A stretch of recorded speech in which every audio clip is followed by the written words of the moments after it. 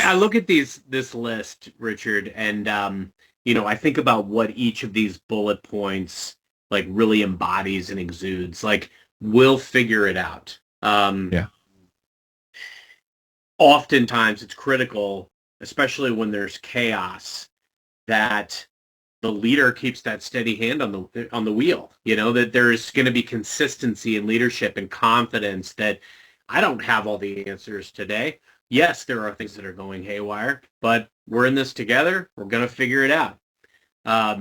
You being able to say, let's celebrate. I think sometimes, like, and believe me, it can be challenging too, because even if you're not working for a culture that embodies these things, you as a leader or even as a human still have that conscious decision to make to do it anyway. And so even if you don't feel celebrated, as an example, like, everything I send out to my team, I always try to recognize, find some positives that I can really incorporate, acknowledge what I see them going through.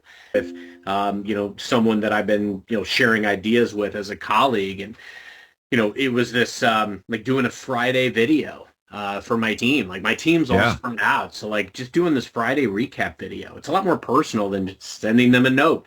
And it's just like picking that up, and like they loved it. They gravitated toward it.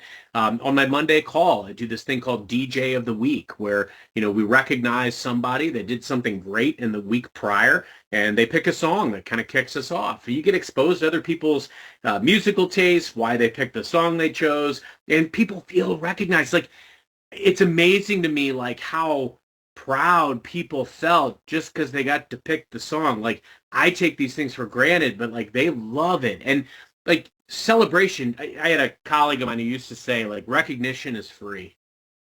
Like, being able to find those things that recognize and make people feel like $1 million. I look at these things, and it goes back to that old statement about how critical it is to how you make people feel. And I think that's really what it comes down to. Think about what these 12 things, what they make people feel. They make people feel seen. They make people feel trusted. They make people feel valued. And aren't those the types of things that we want to instill in our team? Yeah, and you can always attract more flies with honey. I think is the old colloquialism that if you implement celebrating, let's celebrate number 8 with number 10. Thank you on this list, and I'll just close with this. I tell people, and especially leaders, all the time. Last time I checked, nobody ever goes home at the end of a day or the end of a week and they tell their spouse, significant other, or their mom or dad or whoever, their dog or cat, they never go home and say, man, I got way too much encouragement this week at work.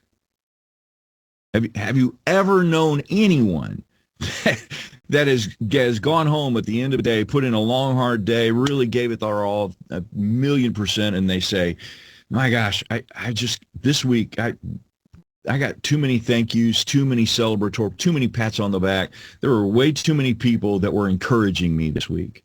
Why? Because most of us have a styrofoam cup full of the liquid of us, and all day long, our styrofoam cup gets poked from different things and different pieces of feedback or different customers or different no's or different assignments. And, well, we've changed this, and we are constantly leaking out of our own styrofoam cup called us.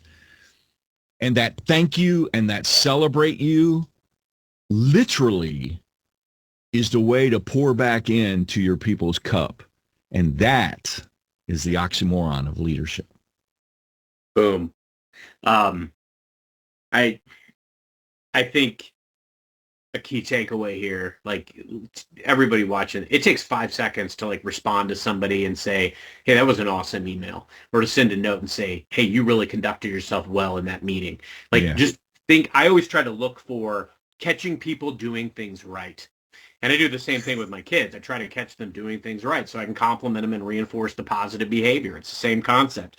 I have somebody too that I work with that like, I know they get all kinds of ridiculous requests and asks all the time. And I told this person the other day, I'm never going to add to your plate because I know you get a lot of requests from other people. You don't need any additional work from me. You tell me how I can make your job easier. And I just Yeah. want to say in closing, lastly, like Richard, thank you for always single-handedly trying to not make these things be the oxymoron of leadership. They need to define leadership. Thank you, my friend. Thanks for pouring into my cup.